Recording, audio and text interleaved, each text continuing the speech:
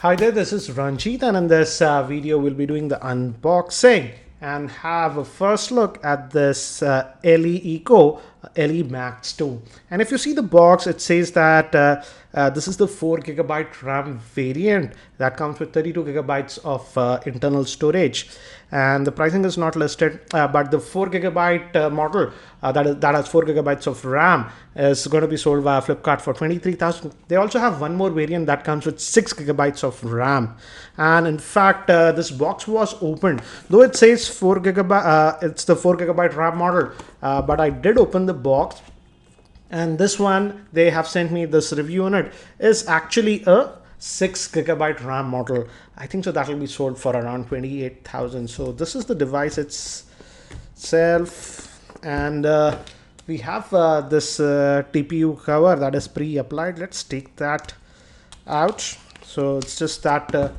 soft plastic rubberish cover that we are getting. So this is the phone itself, and it is very similar to the LE2, I have to say, just bigger in size. This one is having a 5.7-inch screen, which is a Quad HD display. So let's look what else do we get. Apart from this, we also get this headphones bundle in this. I've already taken it out with this one because this one does not have a 3.5mm headphone jack. So you get this bundle. It's a USB type C headphones. And I have to say, though they sound decent, but they were sort of uncomfortable. They just come in this nice looking box. So you also get this one. And apart from this, what do we have? We have some paperwork, and we just get, what do you say, USB to USB type C cable. And we also get this again, a 3.5mm headphone adapter. I'm not very sure if we actually get this bundled in the box, because this came as a separate, it was outside the box. So I'm hoping that they bundled it at least with the Max 6 GB variant, because that's going to be sold for about 28,000. And we also get this charger, which is supposed to be a fast charger. And as you can see, yes, it's a fast charger. It outputs at 5 volts, 9 volts, and even at 12 volts. At 12 volts, it can output at 2 amps, so that is very interesting. And at 9 volts, it can output at 2.7 amps. So this should really quickly charge this device, because the battery is just a 3100 milliamp hour battery. So let me keep these things to the side, and let's look at the handset itself. So this is the handset itself, and again, as I've told you, if you have used any LE1 or even the LE2, it's very similar to that. It's just bigger in size and slightly heavier, obviously. And let me give you a physical overview first. On the top, we have the IR blaster. This will help you in controlling devices like televisions, etc., remote control functionality. We also have the volume rocker, which gives a good tactile feel, a power on off button. And on the bottom, we have two vents and the USB type C port. I am assuming only one port would be the speaker. And on this end, we have the slot for inserting your nano SIMs. Again, guys, this 6 GB RAM model comes with 64 gigabytes of internal storage, but the 4 GB RAM model comes with 32 gigabytes of internal storage and no micro SD card slot. So that you have to be aware of that. And let me quickly just power this on, give me haptic feedback. Finally, they get the branding right for India, that is LeEco. And by the time it actually boots up, let me give you a configuration overview. This LE2 Max is powered by the Snapdragon 820 chipset, which is a quad-core processor. It comes with the 4 or 6 gigabytes of RAM. The 4 GB RAM model comes with 32 gigabytes of internal storage, whereas the 6 GB RAM model comes with 64 gigabytes of internal storage.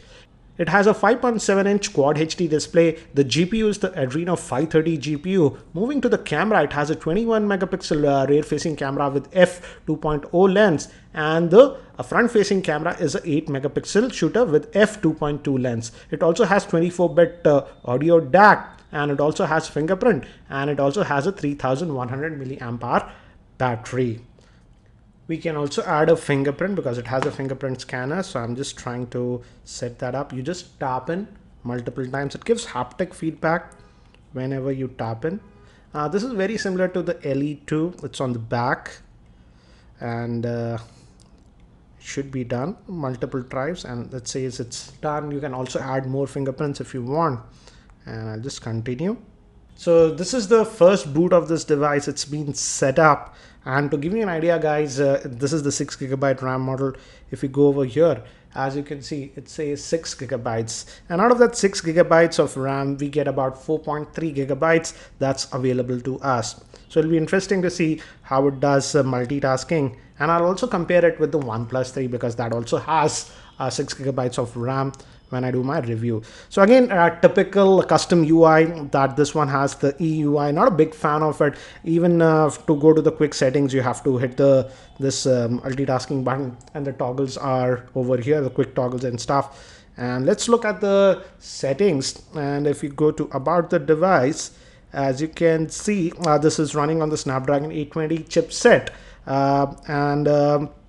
so again, you're getting the latest chipset, and the Android version is 6.0.1. So that is what we are getting. Let's also look at the storage. Out of that 64GB, how much do we actually get? And out of that 64, the available space that you're going to get is about 52GB. So that is what you're going to get. Again, no micro SD card slot option. So the storage is what you get. And we have this 3 touch type capacitive buttons at the bottom, and they light up whenever you touch it. So it's the same, I would say.